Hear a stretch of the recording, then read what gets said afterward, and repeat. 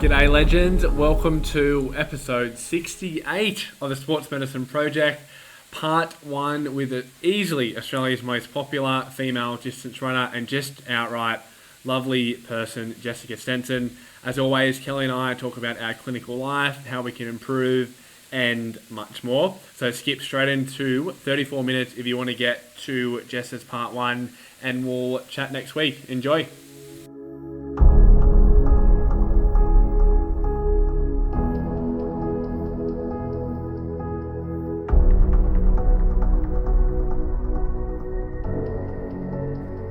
Welcome back to episode 68 of the Sports Medicine Project. We were super lucky today to have Jess Stenson, Australian marathon runner, on the podcast for today. So Jessica Stenson won gold in the Commonwealth Games last year in Birmingham, which was an inspirational run that I think a lot of people would know her for. She's also an Olympian, a physiotherapist. She is a mum and just an all-round really beautiful person. So it was a really great conversation that we had, and I got a lot out of it. I know you got a lot out of it. Yeah, certainly. She would have to be Australia's most popular female distance runner. I can't even begin to think how many people I think she's brought into the sport as well, especially females as well. Yeah. And I think where we wanted to have her input around her being a physiotherapist and then also a runner, how she's juggled that. And yeah, some of the insight she has when she's running and training, being a physio but also a runner, that was really interesting. I didn't know, but I thought that she would say while she is running if she gets any niggles, and I was going to follow up with a couple of questions, but she answered them in one of the answers where if she feels a niggle or something a little bit different or odd, she knows from her physio background it's probably just this, and I can shorten my cadence or do this or do that. And I thought that's so cool that you can do that, because you're thinking about your own body as a patient, but also you're running one of the biggest races in the world. Yeah, it was really good. Really good cool to chat to her. Yeah, so part 1 today, part 2 next week. Kelly, how have you been? I've been good. I've had a really interesting past couple of weeks work-wise. I was chatting to someone this week actually, and I think over the Christmas holiday sort of period, it was just a bit of a back pain slump. Not that back pain's bad or boring, but it was just getting a bit repetitive. And the last few weeks, I've just had some really interesting cases come through the door, and it's been good.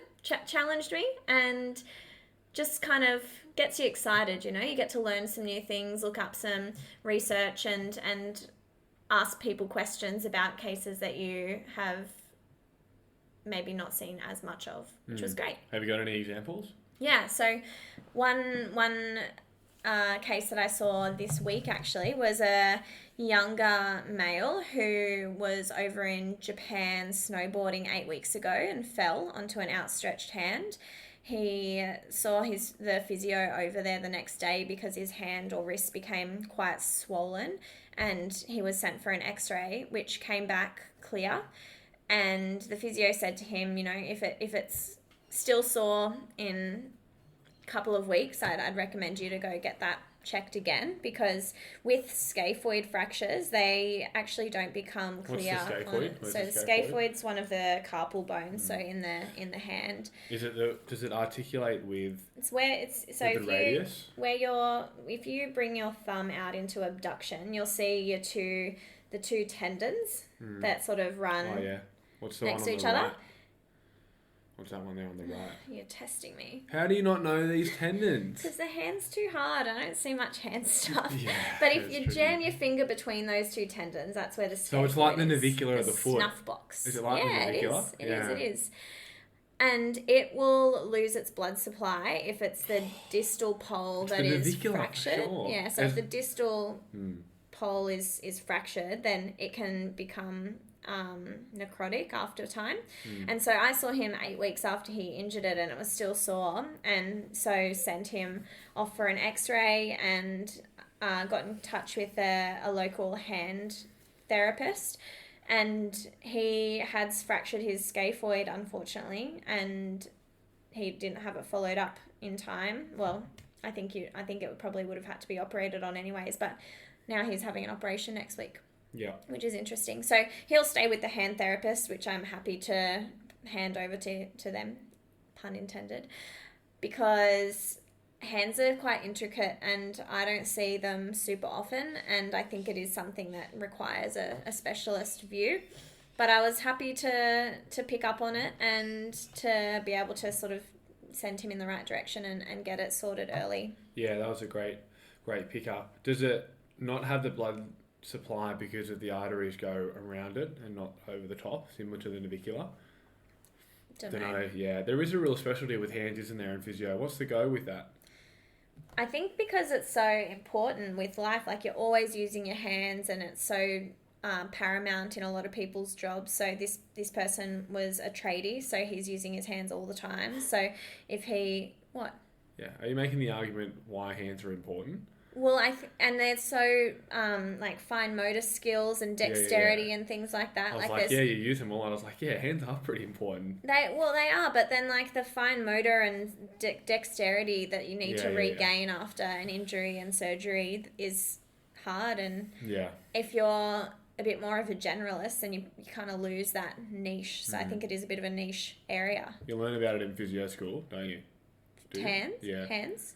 Yeah, OTs have kind of taken over that role as well. So I actually don't know if this hand therapist was an OT or a physio. Right. So it's common for OTs to go down the hand therapy space. Physios can as well. We do learn a bit about it, but not heaps. Is there APA dedicated courses? Yeah, there are. I just don't really care about it. Yeah, hands are interesting. I mean, I don't work with too many hand therapists. I remember a couple of physios from our previous work specialised in it, and there was... Splinting. Yeah, splinting and bracing, which seemed really cool. Yeah. And I wonder the similarity between hands and feet with splinting and bracing. I mean, they're two really important structures, but I guess all the structures are important and you use them all the time. Yeah, there's definitely some areas in hands, and I could be completely wrong and off the mark here, so I'd recommend for people to talk to a hand therapist. Maybe we should get the hand therapist on the podcast and ask them. Yeah. But I always found it interesting where the hand therapist up on the Sunshine Coast with like tendon injuries, they'd often splint them and tell them not to use them, and it just seemed quite backwards to... Any reasoning for it, did they say, that you can remember? That it was a more of like an offloading approach with tendons in the hands and with the wrists and things like that. Well, I guess, tendons have... Peter Malliaris said that different tendons throughout the body, hamstring, Achilles, peroneals, patella, while they are tendons, or they sit under the umbrella of tendons, they do have somewhat different physiology and different mechanical function. Not vastly different, but somewhat different. So I wonder if that's similar to tendons in the hands. I mean, you don't use them the same way that you use lower limb tendons, do you? Is there any? Do you know of any difference? That's getting a bit... I guess you're not using them in that springy manner like you would be with... Yeah, but I would imagine they would still have to behave like a tendon. I wonder if the physiology is different. I'll write that down. Something that I often wondered if it was more like a tenosynovitis that would be splintered or braced. But then if I looked at the person's MRI, it was more of a tendinosis, which I would interpret as a tendinopathy. Yeah, which and then in my head's like heavy, slow resistance. But in the hands, it seemed as though it wasn't as much like that. Why heavy, slow resistance? Or moderate resistance. This is what I've read recently.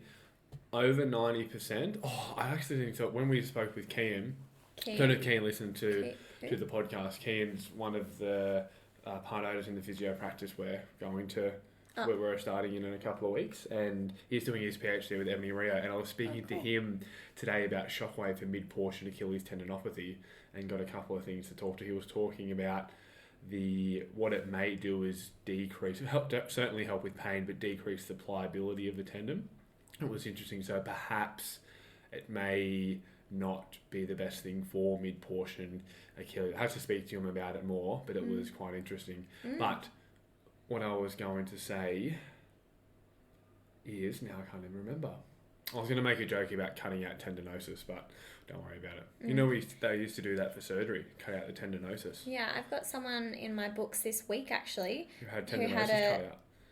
Adductor tenotomy for adductor tendinopathy. Which now I remember what I was going to say. Yeah, so loads over 90% of heavy or of your 1RM max increased tendon stiffness, or more likely to increase tendon stiffness, whereas over 70% pain and function.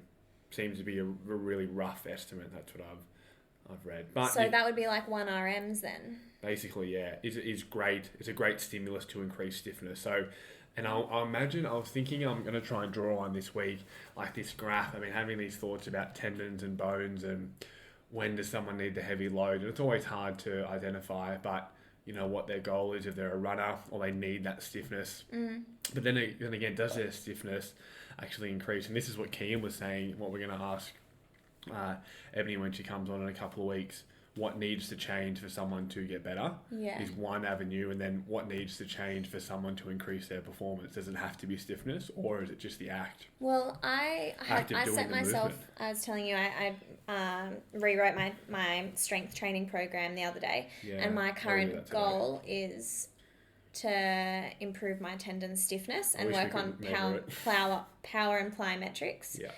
So should I be doing 1 RM calf raises? It says over 90%. So I should be doing 1 calf raise. Yeah.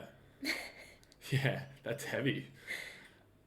I Over don't 90%? know. Yeah, we'll have to have a look on How many sets do you reckon? I don't know. 10? I just saw that over 90% is one of the better ways to increase stiffness. I literally just saw it at the bottom of the paper. I haven't even read the paper.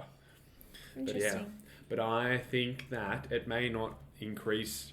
I guess they did measure it. What I did read, they did measure the stiffness. But you know those studies where they get 2 groups with the same characteristics. One group gets, say, strength training for something. The other group doesn't get strength training, and they're trying to change something. So say they're trying to change knee valgus for patellofemoral pain, and they do all these exercises that are proposed to decrease knee valgus to help with their patellofemoral pain, and the group that gets exercise gets better, but the knee valgus doesn't change.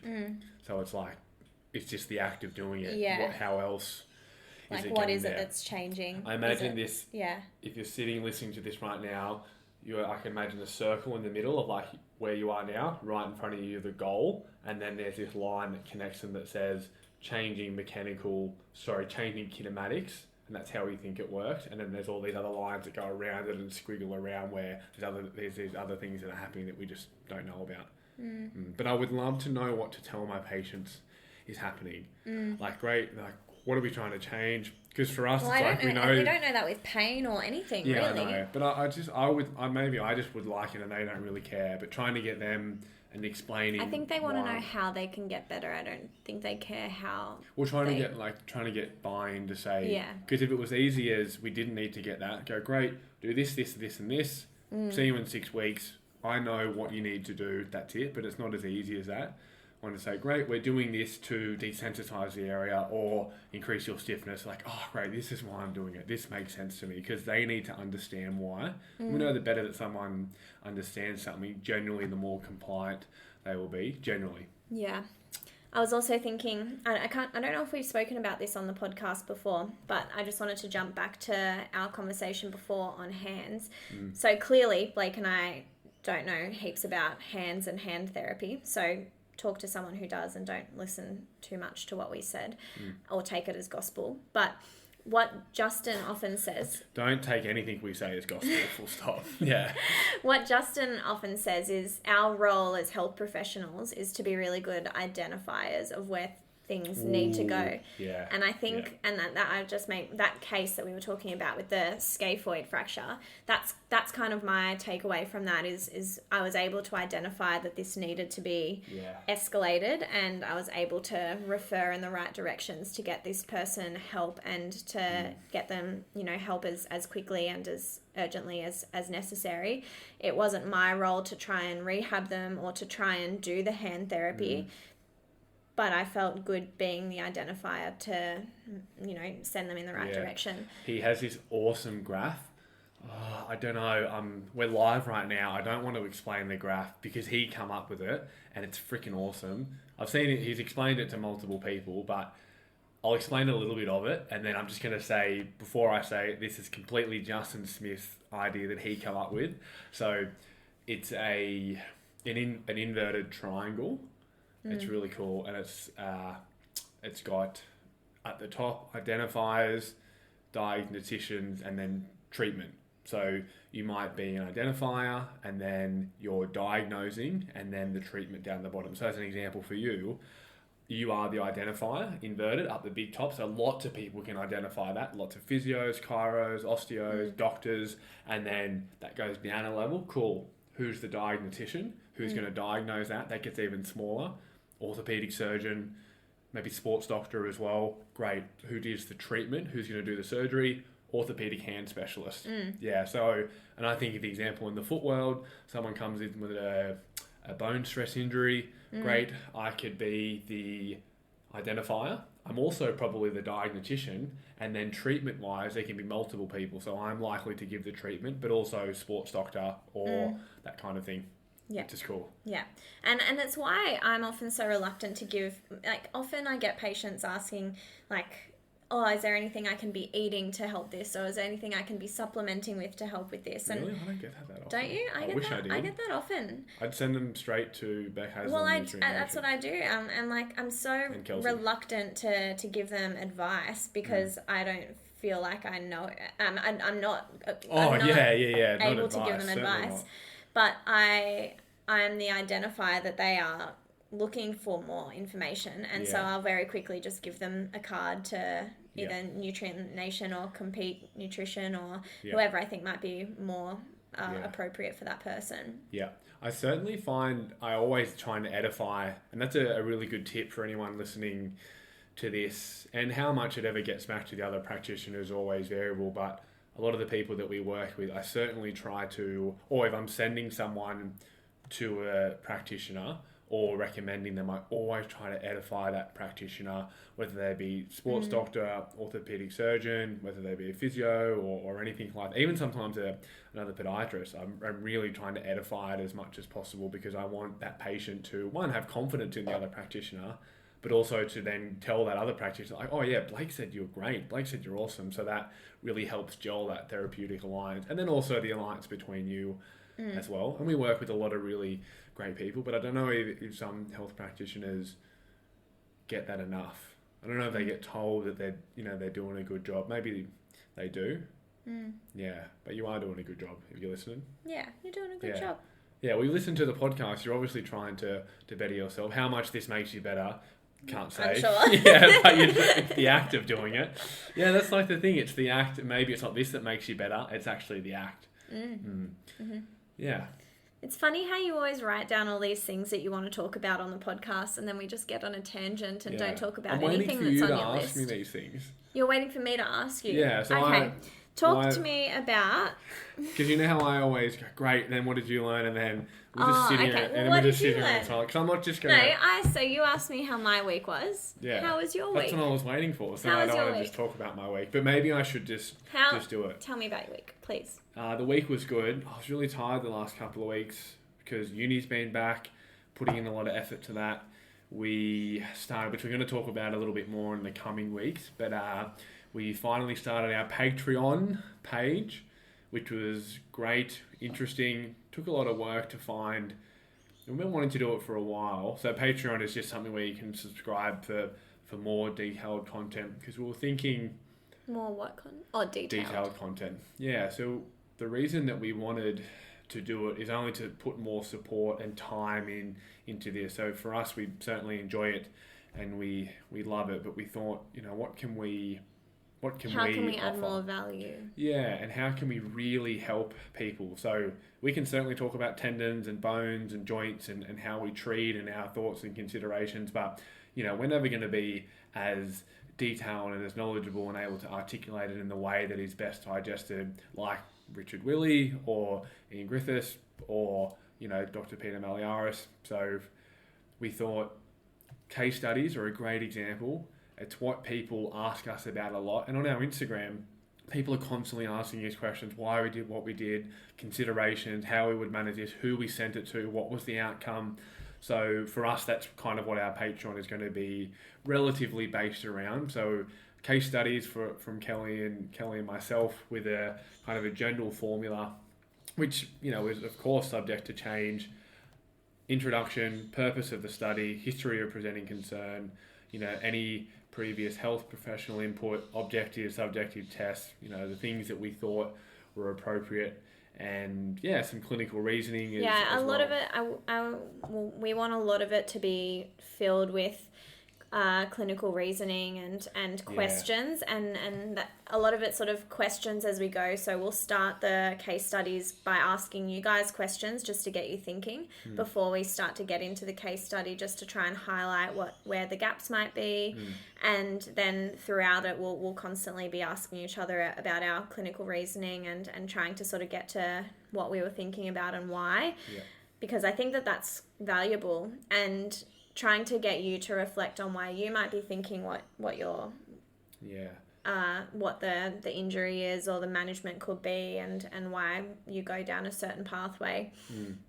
And that seems to be what is the most likely to change how you think and how you treat, because whether you think it or not, you have to change how, as new research comes out, as there's new concepts to think about, you have to change, even if it's the slightest bit. You can't treat the same way for the next 20 or 30 years. You constantly go through the iterations. I mean, if you're listening to this, I know that our demographic is mostly between 20 and 30.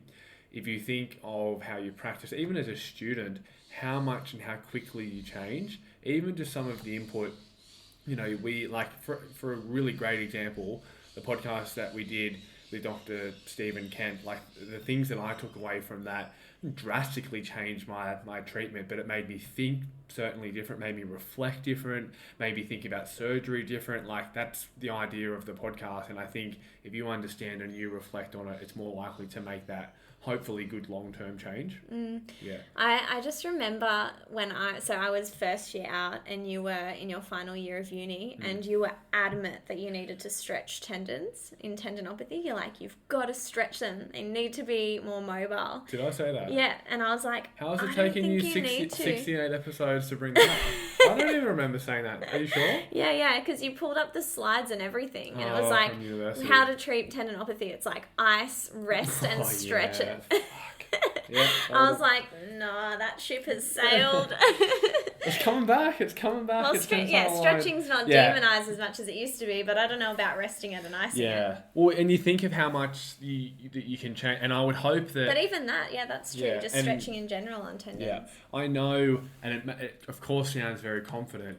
I know that there are people out there that are getting a lot from this podcast, because we get messages all the time from people that loving the content, say to keep it up, and whether it's Kelly and I, it's very unlikely. It's the people that we're getting on. And just wanted to say that we probably didn't mention that before. Certainly the guests that we have on, that will never ever be behind the paywall in any sense. It'll just be Kelly and I discussing and talking, still doing this format, of course, but some of the case studies. And then in addition to that, I'm really going to start uploading all the research reviews and takeaways from that, a couple of papers, some concepts, some analogies, and then some other stuff coming in the future. It's about $6 a month, or you can donate a couple of dollars if you want to. It's really so, one, we want to pay for our subscription, and two, we just want to dedicate more time to it because we enjoy it and it's fun getting the feedback. So for us to upload podcasts each week costs us money to do that. We pay to do which that. Is fine. Which is fine. We enjoy so we're just that. trying to, make break even, I guess. Yeah, we're desperate. We are nerds, aren't we? The podcast only got 1 week left. Kelly and I have been eating baked beans. We've got no food in the house. We're putting all the money into to host this podcast. No, but it's for time, and we certainly want to grow this more. And the Instagram's growing, which is great. But we've got some other things coming up in the future, which is in the works, and it's been in the works for 6 months. Been a long time in the build. More technology stuff, which I'm not going to mention what it is or anything because it certainly can change from now and into the next couple of months, but that'll be exciting. Yeah. So thank you guys for supporting us and listening. Each week we really appreciate you guys tuning in and listening to us chat about things that we're passionate about and that we continue to, want to get better with you. So thank you. And if you want... Did I tell you the story about Did I tell you the story about a patient in the podcast on Friday? Did I tell you that story? I think so. Maybe. Yeah, I'll say it on here. So on Friday, I saw somebody just for a lateral forefoot injury. And this person had had a surgery, and I was just doing some modifications to an inner sole, just making something with a wedge and some deflections and a little PMP pad to offload just an irritable capsule. And yeah, I was making some modifications to this inner sole, and this person goes, "Hey, did you record a podcast with so-and-so?" And I was like, "Yeah, I did." He goes, "Yeah, this is 30 minutes into the appointment." He's, "Oh, your voice sounds familiar." Yeah, I listened to that episode. I was trying to research some information about this surgery and this and that. And yeah, I listened to the podcast. It was great, so informative. And it was the podcast with Dr. Kent. And yeah, he's like, "Yeah, great, made a lot of sense." And it really just really interesting to hear that from his perspective. And yeah, I was like, "Yeah, cool." And this person was younger, and yeah, it was just really interesting to have that consideration. And I wonder how many times that has happened, or someone's looked up something about tendons or this or that, and our podcast has come up and they've listened to it. I thought that was pretty cool. So it's great to be able to reach so many people, thousands of people with good quality, what we think is good quality information. The quality of guests we get on are incredible. Like, some of them are the most prominent in the world, I would argue. So to be able to share that information with people is so rewarding. It's great. But back to the previous question about 20 minutes ago, week was good. I've had some really complex cases. You were saying that you've had some back pain. I've had some really complex... No, I was in a back pain slump. Then I got out of it. Yeah, I've had some really complex, tricky cases. Again, just being a connector, a identifier, I think, someone identifying and sending them on for further review. Yeah, just some really odd, unique ones, some suspected, couple of compartments I'm suspecting, do some further testing, possibly a vascular entrapment as well. I had a really odd one, which I've never seen happen in an acute setting. So I had someone present with a really painful, palpable mass in the first interdigital space. So one thing, and this is one of the lucky things we have working, alongside some great sports physicians, with palpable masses, checking if they have a pulse, if they're vascularized, is really important, because it can mean, the treatment certainly changes. But I've got an ultrasound and it was just a ganglion. But did you know about that? With a mass, you can actually, if you just go really quiet and feel it, sometimes you can feel the vascularity, like you can feel it have a pulse, which is really interesting. The mass has a pulse? Yeah, the mass can have a pulse, or it can feel vascularized is the word. Is that good or bad? That's not... Well, if you don't jab it, that can be bad, because then you can cause like a DVT or whatnot. If you jabbed it? I think so. As in, put a needle in it? Yeah, I don't... Who would do that anyway? Well, if it's a ganglion, you would aspirate it. You can aspirate if it's a cyst. Would you do that? No, I don't do that. Podiatrists can do that, and it's within my scope of practice. I'm just not confident, so I send off for someone to do that. There's plenty of podiatrists that do that and aspirate ganglions and cysts and things like that. But so if it's palpable, we can palpate it anyway, either. Yeah, if it's got a palpable, like a pulse. Yes. Really. Yeah, it was only a really quick dialogue. I should have asked more questions about it, but I thought that was interesting. I didn't know that. And it's one of those things where, and that's why the specialists, orthopedic surgeons and sports doctors and sports physicians, things like that you just have. I mean, you don't know what you don't know. Why does it need to be quiet for you to feel a pulse? I think it just so that all your dulls the other senses. I don't know, they just made it quiet in the room. It doesn't have to be quiet, I'm sure. But those cases where, and I constantly see it all the time, where you can just be so far off, or there's considerations that you're not even thinking about. And that's why, that's why we're identifiers sometimes. And when patients, I don't know if you have this, when patients are like, "Oh, do I need to go back and see that person? Or do I need to see this person?" I'm like, yes, you do, because even if things are going okay, like there's things that are going on that you may not even know about. So it's really important to utilize them. Anyway, one thing that I really had a great revelation with is, it's funny, I remember finishing the day and I was like, great, I understand pain now, pain education. But what I had a bit of a breakthrough with, and I've never had this happen to this extent, was two people who had been dealing with persistent pain, and we were talking about persistent pain in the sense of we were pretty confident there was no structural tissue damage. The tissue was still sore, but building a bigger cup and what makes you happy and what brings you joy. And so bilateral foot pain was worse when we're stressed, some other psychosocial stuff going on, and we're just talking about, the cup analogy. I was like, great, so, the pain is certainly there and real, and thinking what can we do that makes it feel better, or what makes you feel better, what gives you joy. And sat for a little bit silent, and then this person goes, yeah, I understand what you're saying. I think what I like to do and what makes me feel better is going caravanning with my daughter and going camping, who was in the appointment, and that's what I like to do. So we did it a couple of weekends ago, and I felt good, and my pain, and we made the connection that the pain experience wasn't as much and as intense when we're doing the things that we enjoy. Obviously you can't do that all the time, but making that connection, I was hoping, was enough to then, for this person to then make those connections in other aspects of their life. Yeah, and then similar one recently with this lovely person who had a pretty sore knee and a pretty sore ankle and had some surgeries, and they were saying that they just got back into golf lessons, and that makes everything feel a lot better.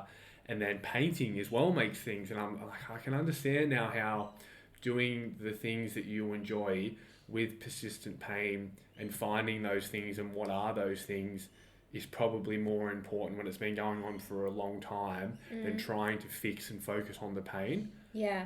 And yeah, it's like people that go on a holiday and it cures them as well. Like they completely alleviate all the stresses. They're having a good time with people they love, and their pain just goes away. Yeah. And it's very similar to that, I think, and it's cool when people realize that, because it just makes the narrative a lot easier in some senses when there's sort of proof of concept or evidence that helps. And like focusing on that, like we spent 10-15 minutes just focusing on that, and I would have previously thought not so much it's a waste, but I probably would have gone through some other things. But in this case, we just talked about, great, you've had this discomfort for a while and we're trying to help to get it better. This is what you can do. What builds a bigger cup for you? And that analogy, like I could see, not often I think, I'm like, does this make sense? If I talk too much, did I use the right analogy? Because it's important for them to understand, and it's important for their longevity, because they're very likely to have this pain for, could be the next several months or could even be the next several years. And we certainly had that patient practitioner alliance, and we're talking about it, and then they start to use the analogies as well, and it's good. Yeah. It's good. So I really enjoyed that. That's good. Otherwise? 2 good weeks. Yeah, well, I was really tired because everything's been coming back at once, and we're going away on holiday soon, so trying to work up until that. Going to see, I'm not going to say who it was because I was going to do a poll on the Instagram who I'm going to see down in Sydney. I think we already... Oh, you are... Yeah, the other one. I'll leave it at that. Good. Should we wrap it up there and let everyone enjoy part 1? Jess Stenson, of course you will enjoy this. So part 1 this week, part 2 next week. We'll have our Patreon sign-up link in the show notes, Instagram, but rest assured, nothing is changing. We're just adding that on, and have a lovely week.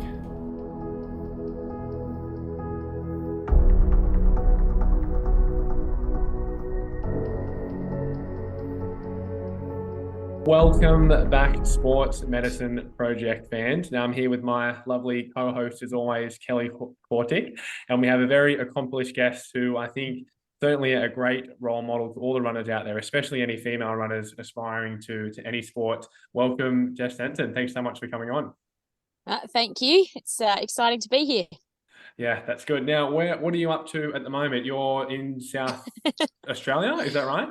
Yeah, it's the most unique place I've recorded a podcast from. So I'm in the car overlooking a playground. We've just stopped off for lunch. My husband's heading to Roxby Downs, which is in the north of South Australia, for work, and we're on the road trip there. So that's where I am right now. Yeah, that's certainly dedication to the podcast. Thanks again for coming on. Yeah, thank you. It's all right. Good. So Yeah, we wanted to, as always, get a bit of a background to, yourself and how you got started into running. So yeah, how did it all happen, and who and what were the big influences kind of in your running journey? Yeah, so I grew up in Naracoorte in the southeast of South Australia. It's a fairly sizable country town with a very strong sporting culture, and sport was just woven into our lifestyles in many different ways without it really being seen as sport. It was just, family bike rides on the weekends, kicking the footy when we were out at barbecues, and then there was gymnastics, ballet early on, and it gradually progressed into netball, basketball, tennis. So I did play a variety of sports, but running was something that actually I'm really grateful we had a deputy principal at our school who loved cross country, and we did have a pine forest around our school. So he got really excited about that event each year and encouraged all of the kids to take part. We often held or hosted the inter-school cross country day as well with the other schools from the southeast. And so I sort of ended up in running because of that cross country, and I really didn't like it at the beginning, to be honest, because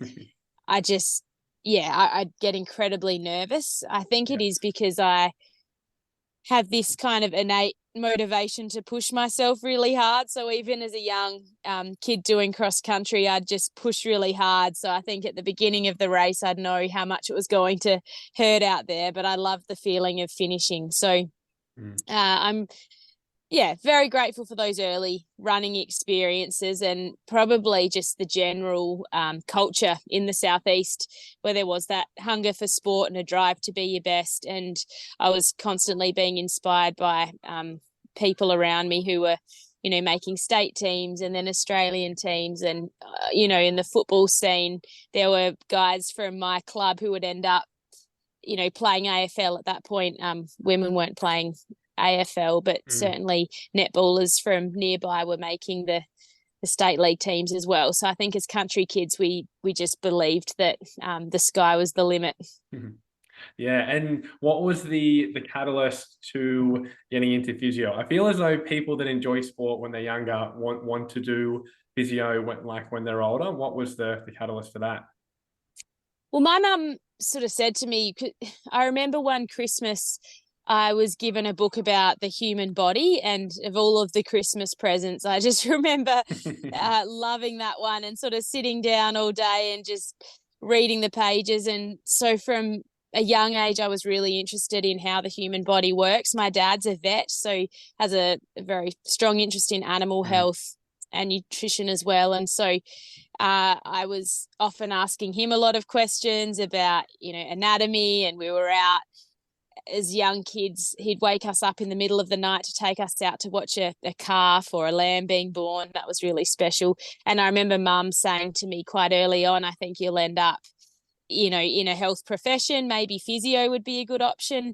And at the time, I wasn't that interested in physio for some reason. I pictured it being just all machines and not much hands-on. But as the years went on and I finished school, I ended up deciding to enroll in physiotherapy and to see what I thought of it. And I was immediately just drawn into it because of the people I was surrounded by. I found a really strong group of friends in that first year when you're doing some of the drier subjects like statistics and research methods and sociology, and then you eventually get to sink your teeth into the really exciting, or what I found exciting subjects, the neuroanatomy and physiology and things like that. And then it becomes more practical, and getting into the clinical setting is where I really loved it. So it was just something that probably I didn't see myself doing as a child, but that interest in the human body and how it works that drew me in. And then as my running career progressed, I found that understanding really helpful. Yeah, how did you juggle running and working initially, and when did you make the call to focus more so on running? I was fortunate to have a really an incredible employer and mentor early on, Scott Smith at Flex Clinic. So when I was in my second year of study, I think my brother was playing football for one of the local clubs, and I was taking him to a physio appointment. He wasn't old enough to drive, and I was in there watching, and I think it was like the Thomas test or something that was done on him, and I piped up. I was like, oh, we've just learned about this at uni, and got talking to the physio treating my brother, who happened to be the owner of the practice. And we kind of ran into each other a few times because I was also delivering. I was like the trolley girl at a local hospital, and he would be in visiting patients post-op, and I'd be asking if they want a coffee and and a meal. So I just kept running into this guy, Scott, and he eventually asked me whether I'd like to come on as a junior admin staff member at their clinic, but also come in and shadow him a little bit while I was finishing my physio degree. And then that progressed into working for him.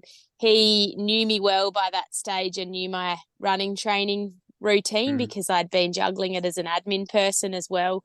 So it was 5:30 sessions on Tuesdays and Thursdays and Saturday morning sessions. And so he was really accommodating in my early years of working for him. But admittedly in 2012, when I ran my first marathon and when I qualified for the London Olympics, I was pretty well working full-time hours, and I found it very stressful leading up to that first Olympics, because suddenly you're bombarded with all of these emails and admin forms to fill out as well. There are some media commitments. And I remember arriving in London for that first Olympics just feeling really overwhelmed and stressed, and just happy to be there to be able to chill for a week or two leading into the game. So from that point onwards, I started to back off my hours a bit, just so that I wouldn't experience that feeling again.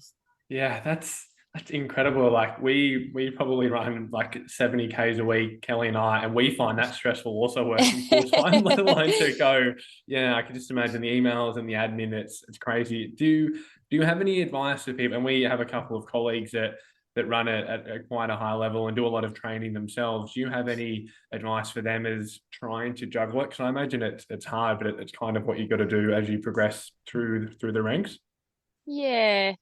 It was difficult. I found that some of the postures that I'd sort of adopt when I was treating as well were probably putting stress on, say, my niggly hamstring tendon and things like that, without me realizing the tight back that I'd get from work.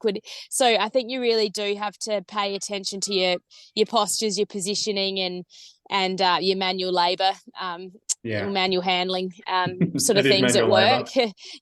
Sorry. And you just have to be really organized. I was always frustrated that I wasn't more succinct with my notes. I just take so long writing up my patient notes, and I think if I could have been a little bit more efficient there, it would have helped me to get out the door as well. But you've just got to be really opportunistic and use your time well. I would always prefer to actually get a key session done before a work day, rather than that 3-4 p.m. Time of the day when fatigue really hits and you think, oh, I've got this session to do after work today. So if you're an early riser, I think it is nice to be able to get the work done in training early, head to your day of work, and it takes the pressure a little bit off a little bit at the end of the day. But fueling throughout the day is really important too. So if you have done a morning session, making sure you get a really good breakfast in before you start your day of work. Yeah, that's really good advice. Now, Jess, what would you say? This is an exciting question. I'm interested to hear your answer, but what are some of your biggest career highlights, and when were they? Were they, when you were working, or was it when you made the decision to stop working and focus more so on running? When did those highlights all start to happen? Well, definitely my debut in Japan, so in the Nagoya Marathon in March of 2012. That was a highlight because my coach and I had gone over there with kind of a dream to run an Olympic qualifying time, but having no idea, what was possible, because it was the first time I'd ever covered that distance. And so 2 hours and 32 minutes was the time I had to try and hit. And I remember at halfway being on time at 34 Ks, seeing my coach out there on course, and he said, you're on time, you're going well. My body didn't feel like I was going well. My hamstrings were really twinging at that stage. I'd had some, cramping in my tib ants. And I just, when I entered the stadium and saw 2:31 on the clock, I just remember a flood of emotions and that realization that my Olympic dream might be about to come true. So I'll never forget my debut and the 2014 Commonwealth Games. That was a real breakthrough for me. I'd had my first major injury, I'd say, prior, a stress reaction in my second metatarsal. Query fracture, and I'd had to take a period of time off running a few months before the event, and I'd never actually had to train for a marathon in any way other than just running. So suddenly to be in the pool, on the rowing ergo, elliptical, I was doing seated boxing, I was doing whatever I could to stay aerobically fit and strong, and eventually progress back into running. And when I came away from that games with what was a PB at the time and a bronze medal, it was just far beyond what I'd expected going into the race. And it was really special because of the challenges in the lead up. And it showed me that there are so many different ways to prepare for a marathon. And then, the recent Commonwealth Games in Birmingham, that was just all of the learnings and everything kind of coming together on this one day, and just it was physically and mentally, I just felt like I was able to get it all right on the day. My training is different these days as a mum, but it's actually improved my performance, and mentally I just have this broader perspective. I lined up feeling really calm and excited about the opportunity ahead, really keen to work with my Aussie teammates, Eloise and Sinead, to just get the best result for our country and for all of us individually. And taking that team approach was really fun, actually. We were out there together, and it was just as enjoyable as a marathon can be. And to see my husband and son, who was 2.5 at the time, I think, out there during the race really gave me a boost. And then, to my surprise, they were there at the finish as well. When I don't know, I crossed the line, I didn't even know what to think. I just felt really complete, like everything had just kind of come together in that moment. So to celebrate it with them was really special.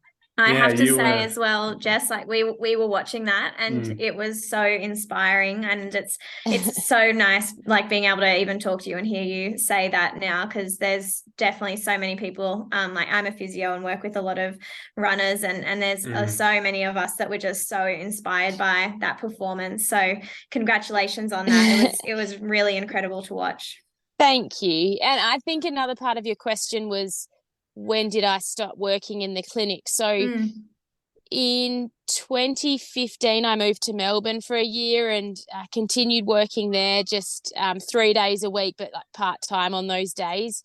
Came back to Adelaide and started working in a new practice in about 2018, I'd say it was. And then I stopped working a few weeks before Billy was due to arrive. Planned to come back in 2020, and because of the COVID disruptions, it just didn't seem like the right time to return. By the time 2021 came around, I was trying to have a go at qualifying for the 2020 Olympics in 2021. And just, I was finding I was really busy as it was, just juggling motherhood and training and speaking commitments and other roles. I started doing some online running coaching in 2022, and it just, I feel like I need the flexibility at the moment, and so I'm choosing work roles that give me that, just because we've got our little one in early learning 2 days a week, but so often they end up sick or for whatever reason can't go, and I just have a bit of fear of having really rigid work commitments locked in, plus, my training commitments. So that's why I haven't gone back to the clinic work. But yeah, it's something that will always be there. Hopefully I'll be able to return to, because I do have a real interest now in the women's health side of things, and working with women who are wanting to, stay active through their pregnancies, but then returning to activity after giving birth. And now that I've been through it myself, I feel like I can offer more. Yeah, like on that topic, we'd love to know about your training during and postpartum, or during pregnancy and postpartum, and how do you think pregnancy and well, now being pregnant as well, how has that changed your running and training? So with Billy, I sort of backed off training before falling pregnant to try and help me to fall pregnant. So by the time I was pregnant, I was just sort of jogging. I wasn't doing many big sessions. This time around, I had finished the New York Marathon. I was still in a fairly,